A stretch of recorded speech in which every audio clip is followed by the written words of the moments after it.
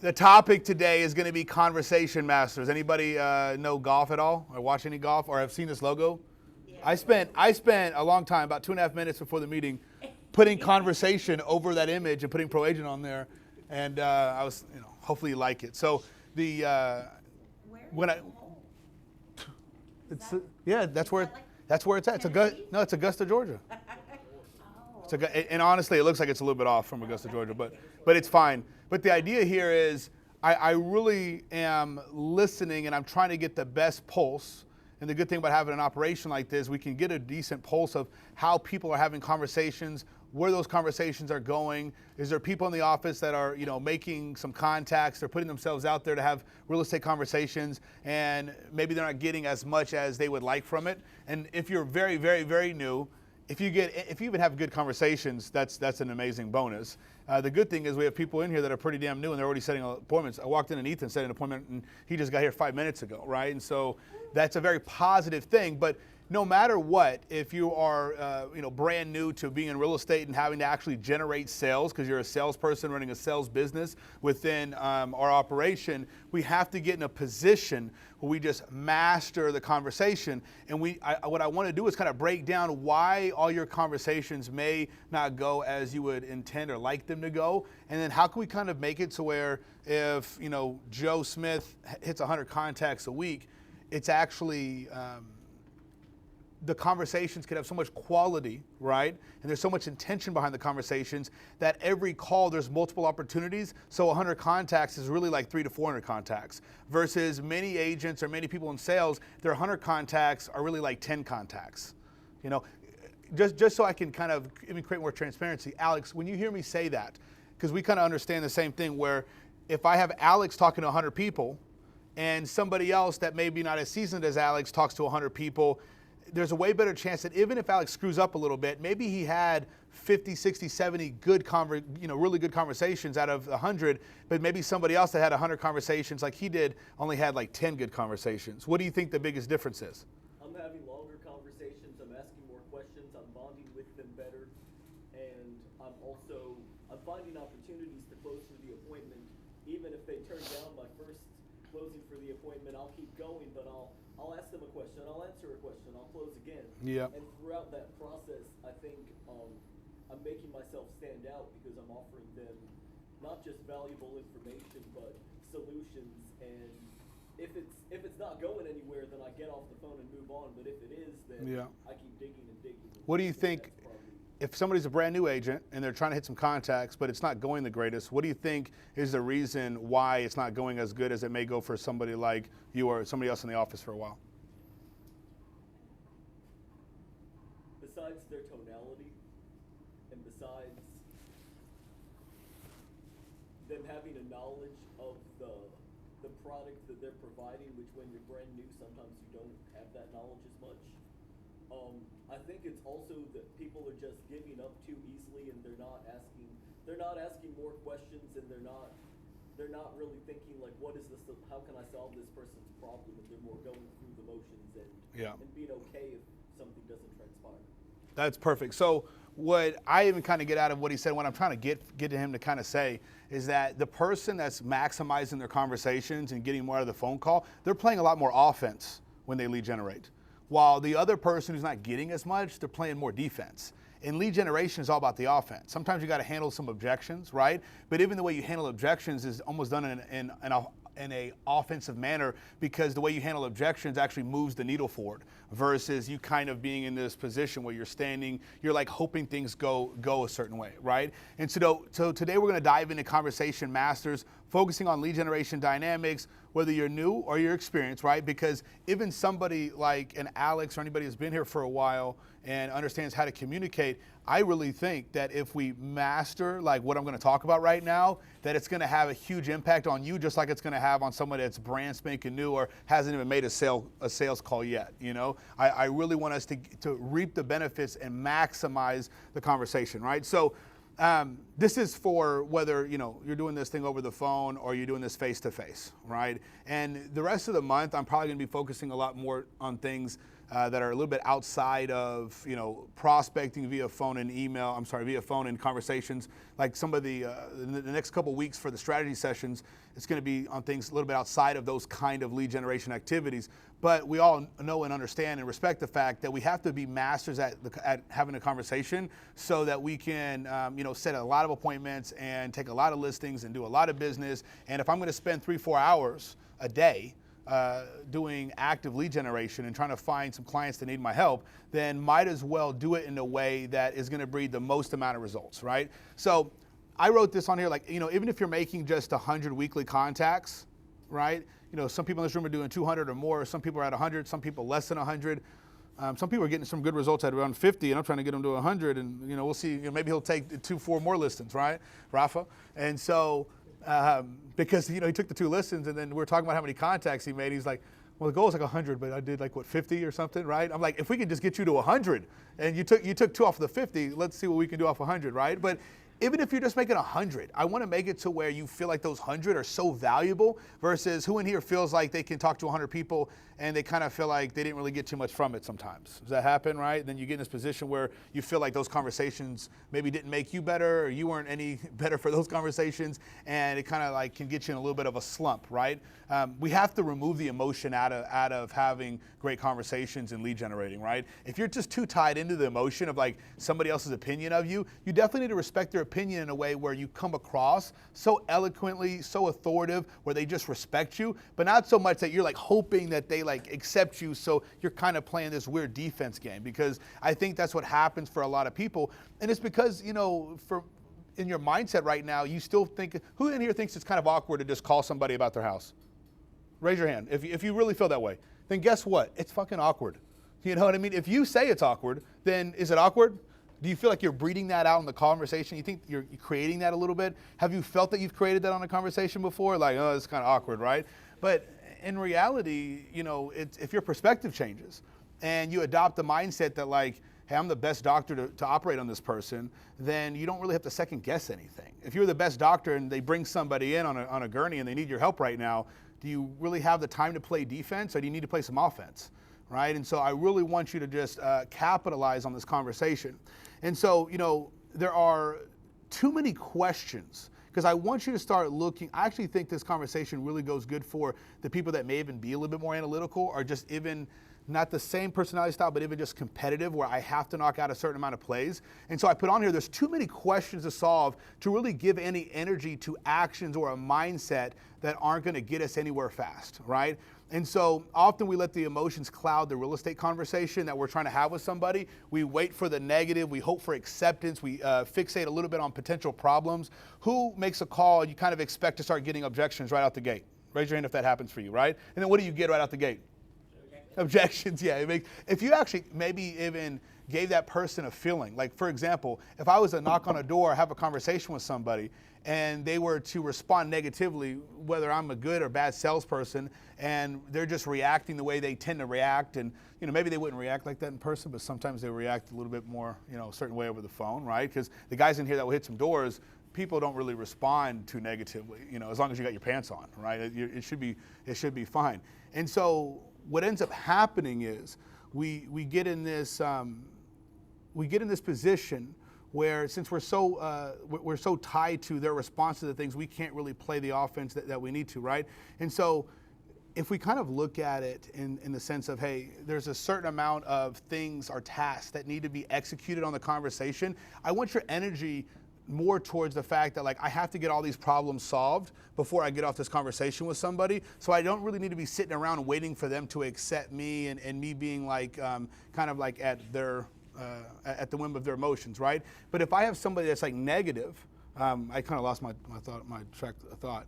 But if I have somebody to come in at me negative, I actually want to respond in a way that's makes them feel awkward. Because see, what happens is if they respond to you negatively and you kind of play defense to that just a little bit, right? Then you seem like the person that's awkward. Hey, why you even call me? Oh, I don't know. So it looks like you did something wrong. It kind of sounds like you did something wrong. I'd be like, oh, I'm sorry, I'm so sorry, Alex. You know, I didn't mean to bug you. I've been talking to a lot of the other neighbors here in the subdivision, been having great conversations. You've been the first person that has kind of responded like this. Is everything okay with you? Like, is everything okay in your world? Like, literally flip it on its head a little bit, and then you'll, oh, no, everything's fine. Well, you know, I'm glad everything's fine. I really didn't mean to catch you off guard. I'm in the neighborhood all the time. We've probably spoken with each other before because I'm in the neighborhood that's the kind of idea and the mindset I'd want to really kind of be giving this person. Like, it's almost more awkward if they respond to me negatively, so that when they do respond to me in a negative way, I kind of like just knock it off to the side and I flip it on them, and then now they're kind of looking for my acceptance, right? Because see, if, for example, let's say I'm calling into a neighborhood, and I'm going to do this one better. If I'm calling into a subdivision where I want to sell real estate at a high level, and one person responds to me in a way where they're trying to make me feel like I'm probably doing something wrong, or maybe they just don't understand what my goal is. And my goal is just to not make them sell their house. I'm not trying to make them do anything. If they need to sell and I'm the best person to sell it, should I be talking to them about selling? Yes, I definitely should, right? And so if they give me any kind of, hey, I don't really know why the hell you're talking to me about this, I go, ouch, you know, it's very odd that you're even behaving this way with me, because I've been speaking to a lot of great people here in the neighborhood. I'm in the neighborhood all the time. We've probably met before. And so I was really just wanting to update you with what was happening in the market. So if you knew of anybody that was looking to sell or buy, or whether it was you and your family looking to sell or buy, you were updated with what's going on so you guys can make an educated decision. Tell me. Bam, and I'd go and ask another question. And what would happen at that point is, if that person even thinks for a second that they've maybe even talked to me, I'm in the neighborhood, the neighbors talk to me, everybody knows me, and they feel that, then what are they going to look like? They look like an ass, right? So you see how that can switch, but instead you respond in a way where it's like just feeds into the fact that you're doing something wrong, because you feel like you're wasting people's time. I may sit down with somebody for a little bit longer than I should and talk to them, whether it's about their business or life or whatever the case may be. But I always know that I'm trying to put myself out there to that person in a way where they benefit from that conversation versus not benefit from the conversation. So I know that it's worth me spending time helping somebody. You should feel the same way when you're communicating to people on the phone or in person about helping them buy or sell real estate, or just keeping them informed with what's going on, and just understanding that, like, if they didn't have you, then they're missing out on a very calculative, a powerful, kind of a person that could create positive influence on whatever they're looking to do, right? So I just want us to really get away from the negative thinking. So we let these negative emotions come about, and let's talk about them real quick. So I wrote on here, negatives that keep people on the defense, right? So we have this emotional attachment to the responses. Since we don't want to bother anybody, we don't want to waste anybody's time, we will communicate in a way where we just are waiting for them to maybe respond in a way that is not what we're looking for, but because that's the energy we're putting out there and that's the defense we're playing, we're kind of leaving it open for them to actually do that at a very high level, at a very, like, the percentage chances that they're kind of just going to run over you and start playing offense happens pretty quickly. And a lot of this is going to stem from you just not being that authoritative on the phone. But right now, we're not going to talk so much about authority and all those different types of things. I want you to kind of understand the task and the play at hand here when you're making and having these types of conversations, right? So seeking perfect timing, like, some of you want to call somebody and you want it to just be like the perfect time for them, don't you? Like, you call them and they're like, oh my God, me and Cheryl were just talking about getting a home on the market, and the next agent that calls me, we were going to work with. Who in here would love that to happen? You're waiting on them, that's defense, right? You're waiting on the defense. Who snaps the ball, offense or defense? You're waiting for them to snap the ball, right? And you're playing defense. So what's happening is you're just waiting, you're hoping that you get lucky, right? I'm telling you, the strategy and the way I want you to start thinking about the conversations are going to create so much more opportunities for luck that you don't really need to sit there and hope that luck is going to happen for you, right? But we do feel that we would love to be lucky, and we'd love that the first call we make ever in real estate, or the first door we knock on, or the first person we meet just wants to use us as their real estate agent, and that would be perfect. But that's a very defensive mood. The next thing is like fear of negative reactions. Just, any kind of, like, I'm busy right now, or I don't need your help, or I don't know why you're calling me, whatever kind of negative response. And it kind of goes to number one, but, then we have to get to like overthinking the negatives. It's just all this negative stuff taking place in your mind that if it's not enough positive and you're not really focused on like the task at hand, it just controls your entire vibe, it controls your entire conversation, and it makes it to where by the end of your by the end of your lead generation session, that it may not be as fruitful as you would have liked it to be, right? And so just too much negative action is taking place, and because of that, you're going to have your ass playing defense most of the time, right? And so I want us to kind of open up what a conversation should be looking for. So I watched this video a long time ago with Grant Cardone, and this was probably like 10 years ago maybe now, and I remember Grant Cardone talking about like his companies that he has. And there's several different companies, and even one company may offer like 7 different things that that person could purchase from them, right? And so this was like his sales university that was geared towards like people that sell cars, right? And so how he started getting really popular, Grant Cardone, if you know who that is, it was because he had a team that would coach and train these car dealerships and get them to convert at a higher level, get them to have a lot more sales, and just boost their business overall. And he said something one time, and it always stuck with me ever since I heard it. And what he was mentioning was the fact that I have it set up in my business that when I talk to somebody, I'm not just selling them on one thing. I have a handful of things that I can sell them on, so this multiplies the opportunities of them being able to work with me, right? And so this is kind of how my mind took that. If I call somebody, and I'm calling a neighborhood where I want to sell real estate in, and so at ProAgent, we give you access to all the numbers, you can map it all out, you get everybody's cell phone number in a heartbeat, right? You're in a position now where you can have those conversations. And instead of thinking about all the negative things that you may not be thinking negatively before the call, but as soon as your heart starts pounding a little bit and you're making the calls, you kind of playing a little bit too much defense. Instead, I want you to think about the real game plan. I want you to write down number 1. You can call it property focus, or it's the reason why you called. So the first thing you're trying to identify, right, is the property that you called them the property that you called them on, right? Is there any reason that they need to sell that property whatsoever, right? So I'm calling somebody, pretty evident, it's pretty clear. I called them on a certain specific property, 123 Applecott Lane. I'm trying to find out if regarding that property, they're looking to go from A to B, okay? You're really looking to go from A to B in any 4 of these doors. I want you to look at these different conversations as doors that you're opening in the convo, right? Having a conversation. Door number 1 is, do they need to sell this property that I'm calling them about, right? Your entire goal based off of that script, whether it's an expired script, for sale by owner script, just listed, just sold script, COI, no matter what that is, if you're calling them about that property, I need to find out if they're okay with A, where they're currently at, or if they need to get to B, okay? That's the entire point of the conversation. Does this person need my help to either sell this home and go buy another property, right? And so the script that helps you with that are gonna be, hey, if I'm doing expired, that's the script I'm going with it, right? But as I get to number 2, the script may change a little bit. If I have found out that through opening door number 1 and asking a series of questions, and it's probably gonna be 5, 6, 7, 8 questions, that they absolutely have no need or desire to sell that property right now, my number 2 door that I open up in that conversation is, what other properties do they own right now? How often do you talk to somebody and you only talk to them about that one property that you called on? How often do you forget to ask if they own any other real estate? Let's be real. Who in here remembers on every call to find out what other properties they own? Right? See, nobody. It means everybody should be raising their hand, right?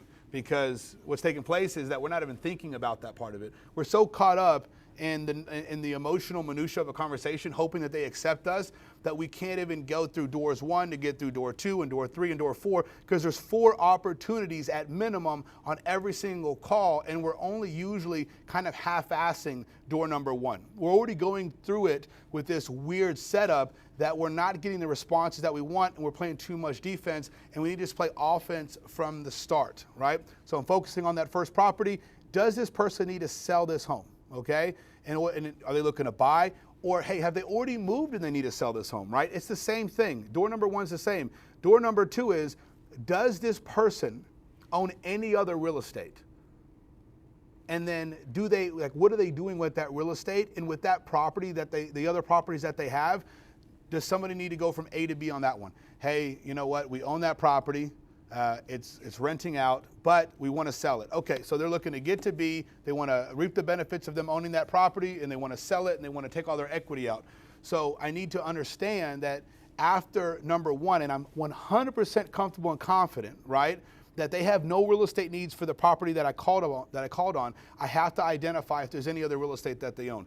You may not think that people own a lot more real estate, right? But for every 100 calls that you made, if you actually if you got to opening door number 2 on each one of those calls versus never getting to that door to begin with, is there going to be a higher chance of people that you may find that own other real estate? They could own it in a different city or state, but if you don't ask them, are they going to tell you? For example, I called Justin on his home in Spring, right? Hey man, you own the property in Spring, blah, blah, blah, blah, blah, blah. The guy has no need to sell his property. His kids are in school. He's going to be there for another 10 years. No need for it, right? But if I don't ask any other questions, is he going to tell me about the property him and his family own in Tennessee? The property they own in Orlando, the property that they own in the country in Willis? Like, if I don't ask about it, because see, if I'm calling on the property in Spring, he thinks I only work where? But what if he has a property in Michigan that he needs to sell? Could we find somebody in Michigan and can you make $2, $3, $4 grand on a referral fee? Just by asking that second question?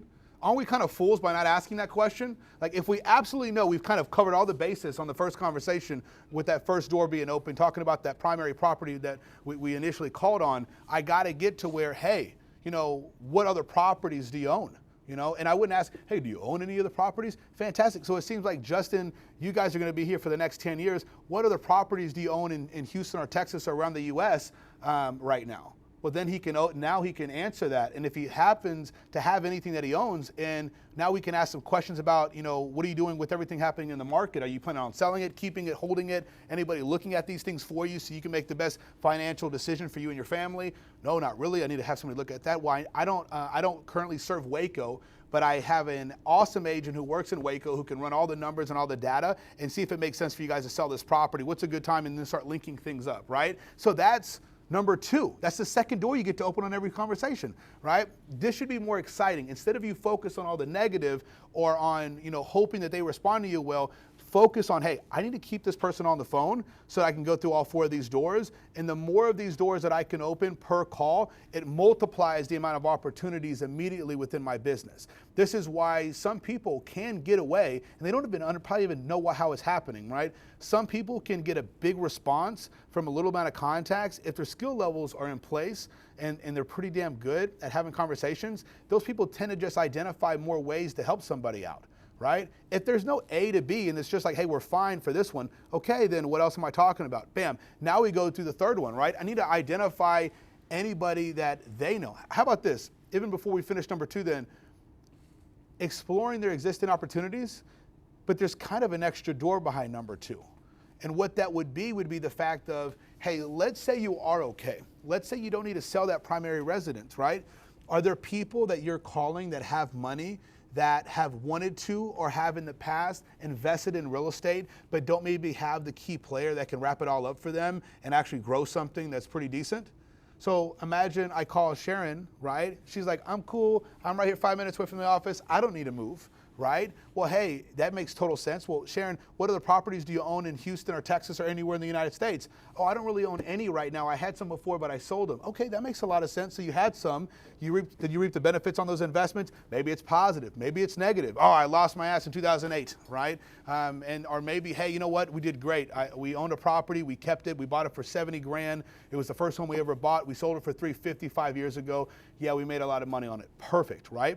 What exactly are you doing right now in regards to, you know, getting back and investing more in real estate? Do you have somebody right now that could, do you have anybody right now that is actually going over what you could be doing in terms of real estate investing? And we go, no, not at all. Well, do you have money to invest in real estate? You know, if you had an agent that could identify the perfect investment opportunity for you here in the marketplace, are you more than open to pulling the trigger on a property like that? And then maybe, oh my God, of course I would. Yeah, we have some money in savings. If I can get a good property and it gets a good return and good rent and it's going to increase in value over time, we would love to maybe invest in some more real estate. But then I go, hey, Anthony, let me get them pre-qualified, right? Or do they working with cash? Are they getting a loan? And so not only am I seeing if they own any other real estate, I want to have a conversation about them investing in real estate. And so how often are you asking people if they're investing in real estate right now? Just one person, kind of look at it. You know, you got a little arm. Your arm already little, so when you do that, it's a little arm. So because I'm not having that conversation, how many people, see, there's certain investors I definitely don't want to work with, right? But a lot of the calls that you're going to be making, you can uncover and find some great investors or great investment opportunities. But what happens is, if you can actually get the people that like need your service more, for example, some people, they're investors and they already think that they're past you in some capacity and that they don't need you unless you have the perfect setup for them and you have the perfect property for them, right? But you take a regular person that has $500,000 in their 401k or somewhere, right? And they would like to invest in real estate and they're really going to lean on you and your knowledge, then that person may buy 1 or 2 or 3 investment properties a year. And instead of them kind of being so focused on the extreme details of the numbers, maybe for them, they're just like, hey, if we could buy a property for $300,000, it rents for what our mortgage is on it, and we can sell it in 10 years for $600,000, that would be what we are looking to do. That person is going to be a lot easier to work with than maybe other types of investors, because I don't think you should work with all the investors. You need to only be working with investors that would list their properties with you, buy properties with you, even let you know when they're finding deals elsewhere, that really understand your value. Because see, your value, especially like within ProAgent, is you're part of this culture that is constantly like lead generating. So you're finding investment opportunities to begin with, right? So this is how you also start matching your deals with other people that you've spoken with. Maybe you have a good list of like 5, 6, 7, 8, 10 investors that respect you, know you, you guys could work with each other. Bam, I found one. Bam, let me go to them. Or maybe this property would be perfect for Cheryl. She doesn't have a lot of experience. She clearly does, but let's say the person we're talking about doesn't, right? And so that'd be somebody that you could really benefit from, right? Number 3, the third door is when we're asking somebody, and I guarantee you're not doing this right in most cases if you're not finding people on a regular basis through the conversations that you're having. Meaning, if I talk to Jose right here, okay, I need to really make sure that when it comes to having like the conversation of, hey, Jose, thank you so much for taking time with me today on the call. Before I let you go, or in any way you want to say it, specifically, who do you know right now that's looking to buy or sell any real estate, right? Who in here, when they ask if they know somebody that's looking to buy or sell any real estate to the person they're talking to, they really don't say it the way they need to be saying it? Do you ever feel like a little bit off when you're saying it, right? Hey, by the way, do you know anybody? You're almost saying it in a way where they're going to respond with a no. I would be saying it where they're going to respond with like an actual thinking, like they're going to think about that question, right? So I go, Alec, what a great conversation. I know somebody's tapping me on the shoulder and I'm going to have to get off of this call. But before I have to ask, who do you know specifically right now that needs to buy or sell real estate? And then they say what? They say, no, you don't know anybody. You don't know anybody right now? Well, let's think about it real quick. Has anybody at work, anybody at church, anybody here, anybody there, anybody in your neighborhood been talking about possibly buying or selling? I'm telling you, when you ask it the right way and then you're very firm and authoritative with it, you're gonna have a better chance to get the response that you're looking for versus you're just trying to get lucky, so you're just playing defense. I'm actually just going through and asking that play and that door being open, you utilize that script. And that part of that script is, hey, I'm finding out if they know anybody that needs to buy or sell any real estate. I may even go, think about your mom, your dad, any sons, any kids, anybody at church, school, work, anything that comes to mind that they've been talking about buying and selling real estate. If you get to that question on going down that third door, after going through the third door, then what's going to happen is you're just increasing your chances of getting a referral. If I do that with 100 people and I do it the right way, what if only 1 or 2 or 3 of those people actually have a referral for me? See, the problem is we look at it from this point of view where you're hoping everybody has a referral for you, and since they don't, and you ask 5 times in a row and they don't, and nobody gives you any, you stop asking, or you stop asking with the authority, or you start asking with that same right mindset that you should be going after it. But if you asked 100 people and you actually asked that first question, and then the second question, and then even just to make sure on the third question, like, hey, I can appreciate you taking the time. Specifically, if you were to think about work, think about any of the neighbors here in the community, anybody at the apartment complex, anybody here or there, does anybody come to mind? Who comes to mind that's been thinking about buying or selling? I want to be able to be that resource for you, right? And so by actually going through that process with 100 people versus going through it half-assed or not at all, the chances that you actually get 1 or 2, 3 people. So what I would start looking at is, hey, if I got to ask those questions correctly on at least 100 calls this week, then look at, hey, what was my response? You may get 1 or 2 people. Those 1 or 2 people could be $5,000, $10,000, $15,000. But we just are expecting way better odds. The odds that you're actually expecting in some cases are so impossible that the fact that you've been thinking about, like, 10 people in a row didn't have a referral for me and you stopped doing it is actually kind of nuts. Because if for every 10 people you talk to, 5, 6 people gave you, oh, you know what, my cousin Janice wants to do something, my buddy Kyle wants to buy something, it would be nuts. Nobody would have to make any contacts. You'd make 5 contacts a day and you'd get so many damn results. That's not how it's really gonna work. Are you guys following me on this a little bit, right? The fourth thing that I'm selling on this conversation, the fourth opportunity that I have is going to be data, right? Like, I want their data. I want to be able to set them up on a market report. Because, see, if I have even 100 conversations a week, right? If I have 100 conversations a week and I could get, let's say, 20 people out of the 100 to give me their email, so I can now set them up on a market report, right? If I can just make sure that that happens, what is the compound interest of me doing that for the next 5 years? But again, remember, I say 5 years, and some of you go, oh, do I want to sell real estate in 5 years? Because you're playing defense and it's negative in your mind, right? You got to go, oh my God, in 5 years, I'm going to have like 10,000 people in my damn database. And now I can just call my database and they know me. They get my emails 3-4 times a month. I'm actually doing videos now. So everybody in my email campaigns are getting a video from me all the time. They know what I look like. I'm also going to the next level and I'm making it to where they even are seeing my ads and seeing these emails like on their Facebook and on their Instagram. And I'm able to, there's ways that you can, we can help you get all that kind of stuff set up. Well, then you're just planting that real estate sign everywhere.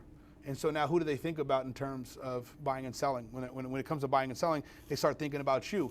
But if I'm not adding to my database every single day, what's the numbers going to look like? What are they going to look like in 5 years? Are you going to have like 300 people in your database? Like it doesn't really make any sense to be in that position.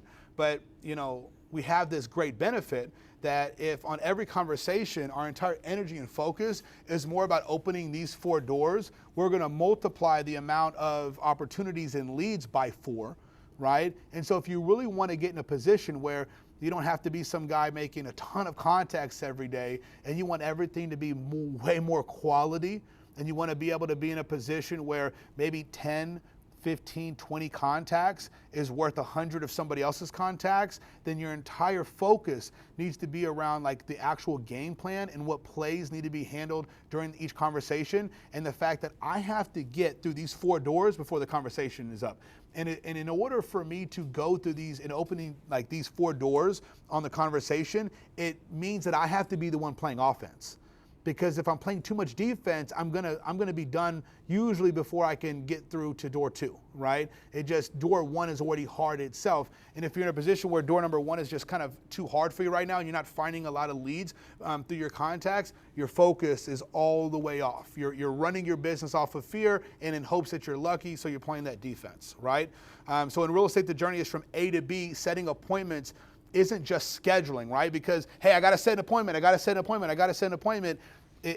We're definitely setting an appointment, right? But it's more of a collaborative problem-solving like engagement or appointment, right? I'm having a conversation and either door 1, door 2, door 3, door 4 has an opportunity for me there. Now I'm setting a time with that person or the person they referred me to for us to actually acknowledge what we're trying to solve here. And way too often when we think of like problem solving, we think of who in here, when I say you need to solve problems, who has a negative connotation to like problem? We hear the word problem, right? But problem doesn't mean anything negative, right? It's just we need to solve an equation here. It's like just a math game that we're doing here, right? And so, hey, this person has a problem. I need to sell this home and I need to move to this different location. And maybe I expired before and it just doesn't seem like anything's really gone right the last 1 or 2 times I've tried this, right? But since we're so good at mastering that process and we're so good at actually taking these expireds and getting them sold, we know that that conversation we need to have is getting them to really paint that picture of what B looks like for them, and then setting a time where we can go over what getting from A to B would look like and why doing that with me would make more sense versus them doing this on their own or with any other agent in the marketplace. Right? And so we just have to understand that scheduling the appointment, we have to be identifying what is B for them on whatever door that you're kind of going down, right? If B is missing and you've asked all the right questions, that's why it's time to like rethink your role in the conversation.